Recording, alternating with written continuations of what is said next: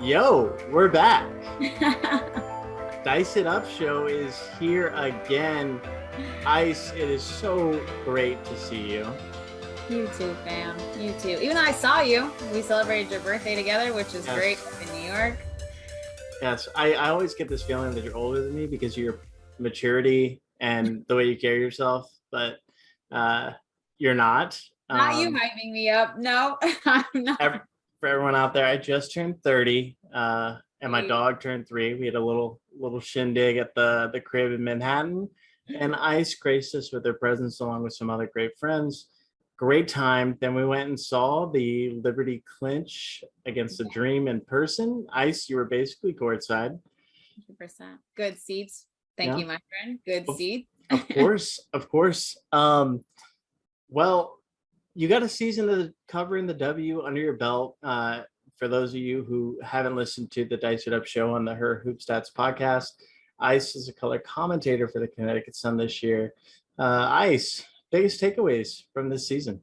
Yeah, one, I just have so much respect for the women in the W. Like, as a broadcaster traveling with the team, doing the home games, all the games besides the national games, a lot of respect for just how the women day in and day out are able to perform. Like, so many games, all of the traveling, battling through injuries, coming back from overseas, not having a lot of time off, and then getting right into that season. I mean, I was exhausted and I was only calling games and trying to do cardio workouts game day. I mean, it was a lot for me as somebody who was new to it, again, and traveling with the team, and so thankful for that opportunity too. I think that it really allowed me to just connect more with, the players and coaches, and really appreciated the Sun for that. Just the way I was able to connect with a Jazz Thomas on the Sun, or Dejanay Carrington, or some of the coaches and trainers, like everyone from top to bottom, just was really cool to connect with on the team. And so I really appreciated that. I think, Brendan has become one of my favorites quickly. Like, just, it was so much fun working with Brendan and building a relationship with him. I think we had developed some really good chemistry, which was awesome. And so it was easy to work with him. It was easy to go to work and be like, all right, but I'm working with you, like, all right, I'm talking to you. So yeah, it was great, honestly. The biggest takeaway for me was the amount of respect I have for the women in the league who play at this high level and travel and play all these games and deal with all the issues that come in between, and just the way they handle it. It is truly amazing to see when you have a front row seat. I can only imagine being that close every single day to all these players. Yeah. So, and I can definitely co-sign. You and Brendan were awesome. For those of you who probably didn't realize, you heard Ice's voice all the time if you watch the Sun games, but it was her and Brendan Clasheen, and big fan of him and all the work he's doing. And hopefully that dream team gets back together one of these seasons, Yeah. Well, you talked about the respect for the players, and obviously you didn't just see the Sun, you saw everybody they played against. Who were some of the players that surprised you? Like, were either we don't have to say we're not as impressive as you expected, but definitely over exceeded your expectations. Yeah. I say this with the highest form of respect, because she only surprised me because she's a rookie. And sometimes you don't understand what a 30-year-old rookie is going to bring to the league and how they can really affect the league. But Rebecca Gardner for Chicago is like the X factor to me. Like, just the way she has played, the way she really stepped into the league, has defended the best players or the best guards day after day, night after night, is such a world-class person when you meet her in person, just so graceful. I think she has been someone that, just in my small interactions with her throughout this season, have just always walked away so impressed, like you're a pro's pro. And so she's, just been one of those players. I'm always excited to watch her. Like, I could watch her play her clips, I feel like, all day because of her hustle, her heart, her talent, her intensity. Kalia Copper, another one, and it's not surprising, but Kalia is from Philly, and so I grew up watching her, playing against her, just saw that she had signed to Gatorade and has a sponsorship and a partnership with them, and just to see that as somebody from the South Jersey, Philly area that grew up as a hooper, and seeing her connected to Gatorade is amazing. And so I would say the other day, I saw that and I was like, wow, I'm so proud of her and just where she's come from. It's always cool seeing Diana Taurasi in person. It's always cool calling and having to say DT hit another three again. And so I think being in Phoenix, they had a really good atmosphere. I remember that was pretty cool. Same thing with Seattle. Really like the atmosphere with Seattle, and just being on the road. I think it's so cool that we traveled, and so you get to experience these teams, right? Like, what is the arena experience like? What are the fans like? The different things that they promote and market. And so that was interesting. And I think just I'm going to be honest with you, in terms of a lot of coaches, I really respect the coaches in the W as well. Just constantly going through Zoom calls and talking to them in person and gathering information, like Tanisha Wright for Atlanta, so impressive. And I don't think anyone is surprised at how well she did, but just to get to know her and to talk basketball with her. And, she's very consistent day in and day out. I think we called every game that Connecticut played against, for Atlanta. And so got to see a lot of her. So I think she was impressive on the coaching side. Sandy Brondello, someone that I had never really come in contact with before, just talking to Sandy and seeing how New York has we're seeing it right now, right? Like really kind of evolved and gotten to that point where they feel like they're hitting their streak and their, peak at the right time.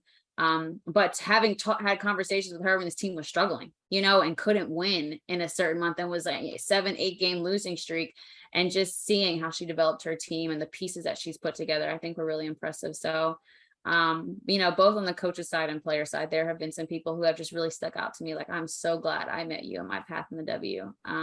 But there are so many more I could name. But like I said, those are the ones that really came to mind first. And then I think James Wade, a lot of Chicago love right now. I know. Sorry. Foreshadowing, maybe. Stop. Obviously my Connecticut Sun, working with Kurt Miller and the team, like I said, they just welcomed us with open arms, and it was really fun traveling with this team on the road, like getting to know these coaches. But I think James Wade too, like had time to speak to him during WNBA All-Star, and just such a leader, just such like a good person. Like you walk away like thinking about the conversation you have with him, and what the opportunities that he's giving this women and how much he invests in his players. So yeah, it was a really cool season, honestly. Like inside I'm jumping off the page right now, but it was really Love cool. that. W. Love that.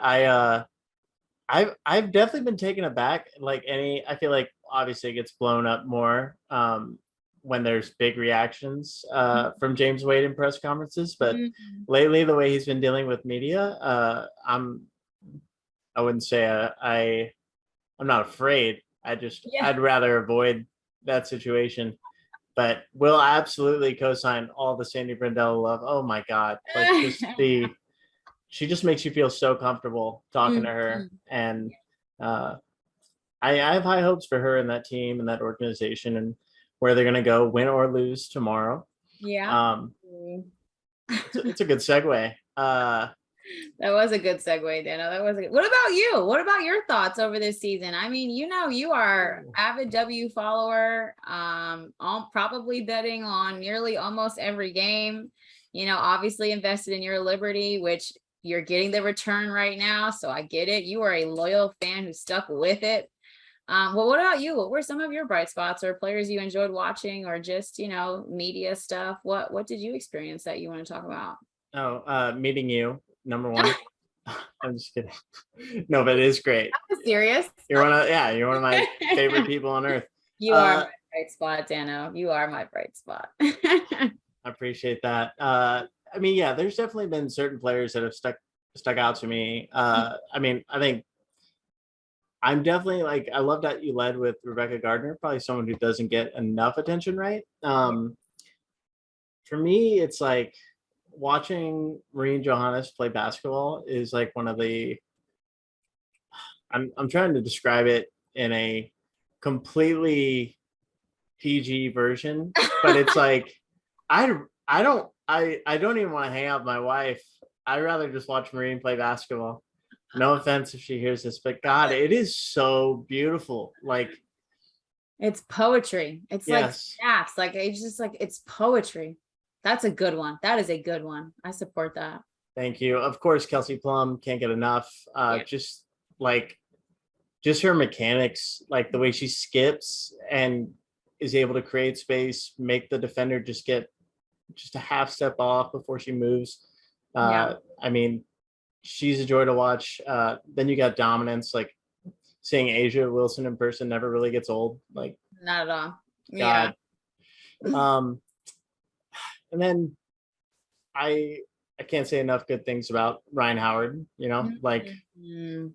just I love seeing her grow, show emotion, like really know that she belongs in the league and is excelling in the league. Obviously, is an all-star in her first year. So Yeah. the league's in good hands for sure. And Yeah. I was happy to be a part of the 2022 season in some capacity, and still got a long way to go. Yeah. Nice. I I co-sign all of those. I think Ryan, I love about Ryan is she's so soft-spoken until she gets on the court. And then like she lights you up for 30 and makes you remember it, and it's like, wow, was I just talking to her? Because she'll be like, hey, how are you? Like so soft-spoken, yeah, so nice. And then like you said, on the court, just completely confident and knows she belongs in the W. I really love that.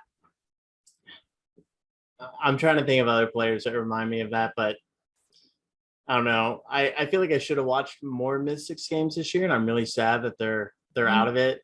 Yeah. So for anyone who's wondering, we're recording on Monday, August 22nd, day before the game 3 of the New York Liberty hosting the Chicago Sky, hosting at home. Thoughts on the lower seed getting to host in a Did you game see 3? my face drop? I thought you were gonna ask. Did you see my face drop? No, stop. So, well, the league should just pay for teams to go back forth if necessary. Is that what it is? Is that the reason? I assume. We're assuming that's that would make sense. Yeah, my sentiments are with James Wade. What he said is exactly what goes. I don't understand why that is a thing. And it's not fair. And obviously it favors the lower seed, which normally in playoffs is not the norm. It is not supposed to favor the lower seed. Yeah, I'm trying to think of any other league where you'd have this situation. Where a lower seed is hosting a elimination game, and obviously your Connecticut Sun are in the same situation. So I was gonna say, like, yeah, and it's just, yeah, the setup should be in favor of the higher seed. I truly believe, because what are you the higher seed for? Like, what did you work for to be the higher seed if it's not in your favor? And I understand that they played, 2 home games back to back. People say, yeah, you're supposed to win at home, but no, obviously things happen. These are playoffs. Like, we don't expect all playoffs in round 3s, right? Or rounds 1 and 2, best of 3 to be 2-0. Like, we don't expect 2 teams. You expect someone to fight back and figure out how to win the next game. And so if you were expecting that, I'm not sure how you as the league expecting that thought it was okay for the lower seed teams to host. I just don't, it's beyond me. But yeah, it makes for a more interesting series. I mean, because it's like, we're going to see what these 1 and 2 seeds are really made of, or 3 and 4. Like, we're going to see what these higher seeds are really made of, because you got to go on the road and travel and win. And that New York and Dallas are going to pack the house. Oh yeah. I mean, I won a lot of money on the Liberty the other night, and I definitely bought, like, I think, I don't know how many pairs of tickets and gave them away to random people. I want to see it packed. Do I think the New York Liberty are going to win outright? I don't think so, but I would love for them to. That would be like one of the coolest nights in the history of the world if that happens tomorrow. But it's hard to doubt the Sky. But I'm getting a little worried about how much love you're showing Chicago either way. You brought up James Wade way too many times. So let's quickly, before we get into that, it's the largest margin of victory in a first round ever. Obviously, it's 3 games, but 3-game series. But I do feel like we probably wouldn't get these blowouts if we had the old format.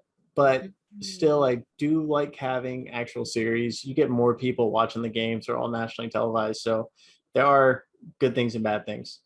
But and it's more realistic. I mean, it makes for better TV, just knowing that, sometimes these games aren't final, right? Or forcing something to an elimination game. It like makes it more of a chess match. I think that's my favorite part about series, is that you see what adjustments coaches and players make down the line. Like, what do they do differently in game 1 they did in game 3, and the responses, like, both teams, Connecticut and Chicago, or Connecticut and New York, are going to have responses. Like what's the difference? What was a secret weapon that had New York shock the world in that first series, right, versus Chicago? And what's going to be a secret weapon tomorrow? I mean, and also New York is a little easier to kind of figure out. If they make threes, they can literally beat anybody. 100%. 100%. And you know, it was probably good for them to have a cold day. But then again, Chicago's defense like also had a lot to do with that. So I mean, suffocating. Oh, that game too is suffocating. I was like, can they let them like inbound the ball? I know it was not fun to watch as a New York fan, but getting into game 3, what do you think is the biggest key for New York to have a chance in this game? I'm going to say, I mean, we know that their bread and butter is knocking down threes. Absolutely. And I think that New York, you know, is a team that's focusing on outscoring you, less defending you. Right. Sure. And so I feel like it's going to be precise ball movement and knocking down threes. I don't think they're going to win if they don't shoot the 3 at a high clip, which at home they play confident. Their ball movement has been on the money. Like that was something that I really noticed in that first game, was just, the ball movement. Like I felt like so many plays we could have clipped where someone only dribbled once or twice and an open shot was, you know, created. And so I feel like that's going to be the key, is like, you got to make Chicago work and swarm and switch and rotate. And then you just got to exploit their mismatches. I also think for New York, though, a bright spot with some of their depth you see is really coming back, right? Like Didi Richards played, you know, in that second game, even though they weren't losing. Good minutes. Get the minutes, yep, and do well. Like Jocelyn Willoughby able to peek in there. Obviously we've seen Sammy Whitcomb all the time, but because of Benijah Laney coming back and then Johanna, she hasn't played as much, but their bench is going to have to be crucial as well. If one person can come in and have 5 here, 6 here, 4 here, 3 here, that all adds up at the very end. And so I feel like a loaded answer, but ball movement, knocking down threes, and then bench production is going to have to be huge. They're going to have to make New York, like Chicago's defense work. That is going to have to be the goal. Make their defense work. God, you're making me feel like there's a real chance here. And I do think they keep it close. I think it's going to be a high scoring game. I do think there's going to be and this is the first ever New York Liberty playoff game at Barclays too. So it should be a great crowd. Yeah. It's at 9 p.m. Eastern. Yeah.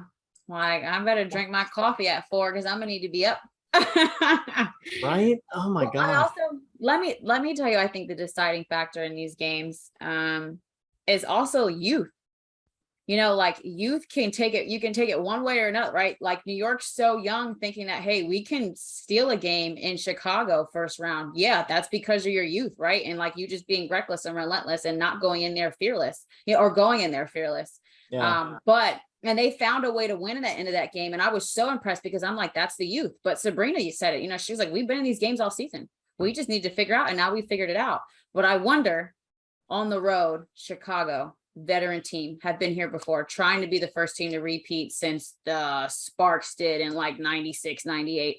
And so are we going to see that veteran presence come out and just completely like snatch the souls of the young New York team? That I also feel like could happen. Yeah, I feel like we might get a like a vintage Candace Parker game. Like she's like, it's my time. And like it's hard, so hard to bet against Kalia Copper at this point. Probably the most consistent player on that roster. I mean, if you look at the second half of the season, like I don't remember the last time you got a like I'll say bad. I don't remember the last bad game Kalia Copper at. Yeah, I'm sure that we think it's a bad game. You know, we asked her that, and there's a different answer, but that we think it's a bad game. Yes. Absolutely. She just can't be stopped. I think you really have to hope she has bad games. Yeah. To me, that she's one of those players, like you got to hope mentally she's off and then physically she's off. Otherwise, I don't think you're doing anything to stop her. Gosh, well, but they have a chance. Listen, it's playoff basketball. Anybody can. They definitely have a chance. New York, with the clip that they can shoot threes and their depth, they have a chance. I will definitely not outright say like, oh, Chicago should easily. Absolutely not. But I do think Chicago will come out on top. I do. Okay. I just don't think that Vandersloot, Parker, Kalia, Quigley, anybody else is going to let it go that easy. No, not in the first round. I don't think they're going to get shocked like that. Now, if we were in the second round, I might have a different story. Okay. Well, We'll definitely come back to that. All right. All right. So, I mean, I'm taking Chicago as well. Okay. I do think it'll be close. Thinking like 90 to 87, 90, 85. Heartbreak hits the Liberty, but great season, great growth. Who knows? Maybe we get an all-star, one of the MVP candidate coming from Seattle next year. Who knows? Okay, throwing that out there. Yeah, I mean, we always got to throw it in the universe. Okay, next game, Wednesday. Mm-hmm.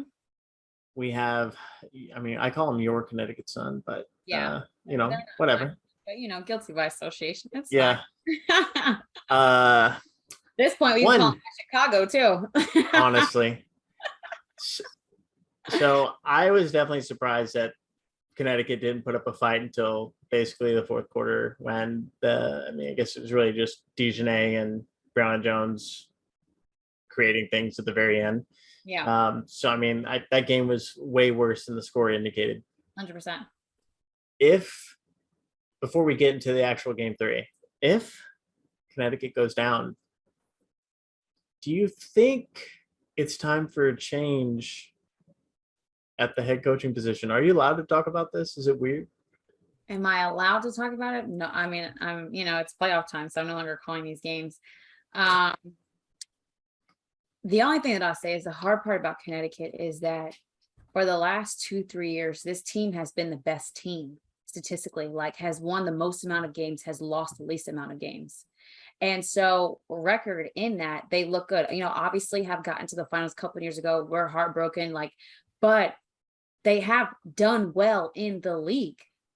I think injuries is something that continues to happen, which you cannot control. Like with this team, and this is no knock against a Natisha Heidemann or Yvonne Anderson that was playing earlier, and Odyssey Sims that's there now. Huge fan of Odyssey Sims, have been so ever since I have seen her with the basketball. But would this team be completely different or truly at a peak with Jasmine Thomas as the point guard? I don't know. I mean, it's hard to trust this team because I really thought they had something good going at the end of the year. I mean, if you look at their net rating, they were, I think over the last 10 games, they were the best team in the NBA or WNBA. Yeah. So and you probably aren't going to have the money to keep Brianna Jones next year. It's going to look different. I don't know that if I'm running that team, that I would bring back the coach, and that's my opinion. If they don't get it done, if they get knocked out of this round, yikes. And then, you look ahead, you have to play against a team that you haven't beat in at least a calendar year. Yeah. So which I will say, and not looking too far ahead, but that also may work in their favor. If you have so much tape, so much game tape, so many different adjustments that you make, you might just be able to find the right recipe at the right time. Like we've seen it before with other teams. We saw it with Chicago last year. True. We were all like, Chicago stopped. Yeah. Right recipe, right time. So I will say that. But yeah, I just think in the last few years, this team has done really good. They just have to find a way to win in postseason. They just have to find a way to win and survive in postseason. But I'm really serious in this. It just starts with their starts. Like they cannot afford to start off slow, especially when you're playing a Dallas team that can score in different ways, that still shoots the three at a good clip without Arike Gumbawale playing in the game. Like Tierra McCowan now has stepped into her queendom and is commanding the paint. Like they have to start off strong. They cannot, and I'm sure that's going to be of emphasis as anything is, right? Like after you drop a game that you're not supposed to drop and you start off slow and you're going on the road, the focus is going to be all about the start. What is the first quarter going to look like? But that's going to go for the rest of the playoffs if they happen to win this game, which I think that they will. I think that they have enough maturity. I think that they have a great coaching staff that knows what to do. I don't think it will be easy. I think Dallas is going to fight like hell. They are going to have a Marina Mabry dog fight tomorrow or Wednesday. I truly believe. But I think that their veteran leadership is going to make sure that they secure the win. But it's going to be about their starts. This has been a story all season. Like it's just them starting games. At one point, they were the worst in the league at first quarter starts. They were getting outscored like 20. And so I feel like that's just where they have to start. It's just focusing on that. And then they have players who have been in situations, who have been in close games, who can pull out and know how to win playoff games, right? Like you have a Dewana Bonner leading this team. You have a Courtney Williams on the wing, also knows how to win games. John Quell Jones, like, you know, those three, and obviously Alyssa Thomas, the engine, like those three are really going to have to show their veteran leadership and pull out games. And then the more that you get out of a Dejanay Carrington and Brianna Jones, the amazing success that you're going to have. And I think for Natisha Heideman, come playoff time, the most important thing for a point guard is taking care of the basketball. Like making sure your team gets a shot up every time down the floor and understanding who needs to be shooting the ball at this time. I think that we're going to see her leadership and really her role challenged in these playoffs, because at the end of the day, you've got to have a point guard that is on point. Like the best teams always, every single time, have veteran point guards that are on point. I am so excited for both of these games. Like, I know I'm going to be texting you like, oh my God, no, wait. Oh God. So outside, I mean, you brought her up before, but how cool is it for you? Because I know you do have a relationship with her personally and professionally, but like seeing Jazz Thomas on ESPN, I know she's talked about getting into that, as you've told me before, but what was that like for you? I literally like saw it pop up and I said, oh my God, Jazz. And I pulled out my phone and I went to record and I was like, yes, Jazz. It was a surprise to me only because I didn't know that she was going to be there, but not a surprise at all. I think in knowing Jazz and her being a pro's pro, just she speaks so eloquent. She always handles herself in the right way. And she really knows the game and can think the game. And I think if you know her story and just, playing at Duke, like leaving as a junior and going to WNBA, someone who like did not take her senior year. And so she has always been ahead of the game. And so I just feel like also in terms of going into broadcasting, she will be ahead of the game. Love that. Yeah, but it was really, I sent her a text afterwards, like, yo, I'm so proud of you. Like you killed it. And so I was happy for her. I love that we're putting more Black women on TV. And I love that it's more former W players that are, getting into that. I think it's a lane that is wide open for them to, share their experiences and their inputs in a league. And obviously Jazz, is not retired yet, but going into, I think her 11th or 12th, 13th year in this league, right, has got to be a thought in her mind. And so could definitely see this as possibly, a move after retirement that I think she would excel in. And so just super happy to have seen her do that and know that she got the chance to do it. And in playoffs, this was not like regular season. This was playoffs, big time basketball. And she was adding really good input in the studio. So, Jazz, love you. I'm so proud of you. I love that. Yeah. Well, I love that you asked that. You know me so well, because I was like jumping for joy when I saw her on TV. I'm like, it's I mean, it's really cool to see, especially like something actually manifests itself. I don't know whatever the word is. Yeah, womanifest, whatever. But it's cool that like you talked about this possibly happening, and then you see it just like come true, and that was like a month ago. So I really wish that we had some different picks and that we weren't taking the easy way out and just picking these high seeds. So because of that, I think I'm taking Dallas in an upset. Okay. Well, yeah, you're not going to pick Chicago. That would just be going against your blood. No, I mean, Chicago's going to win. I think New York's going to keep it close. Yeah. Okay. That would have never been your hot take, though. You know what? I don't think either option is bad. Like, yes, these are the playoffs, but we have followed these teams. We have seen the recipes. Like, it could 100% go either way. I just feel like both of these teams have something to prove. Chicago, again, trying to repeat, and Connecticut has been the better team in the last 2 to 3 years in the W and has not gotten a championship yet. And so that is also on their minds, right? Like I truly believe they're not even thinking about, hey, this series right now. Well, yes, they are, but also in the back of their minds too is like, bro, we still have yet to win one. Like we still have yet to win one. And so you got me. Yeah, I'm trying to tell you that, that pressure, listen, mixed diamonds or pipes, we're going to see. Well, one thing for sure is so good to be back talking with you. Love you all listening. Get excited. We have 2 awesome games coming up. We have awesome content coming from Her Hoop Stats and the betting site or betting platform by Her Hoop Stats. Spread the floor. Give us all a follow. We'll be back with you next week. Love it. Missed you, fam. Good to be back. I'll be texting you during these games. Heck yeah.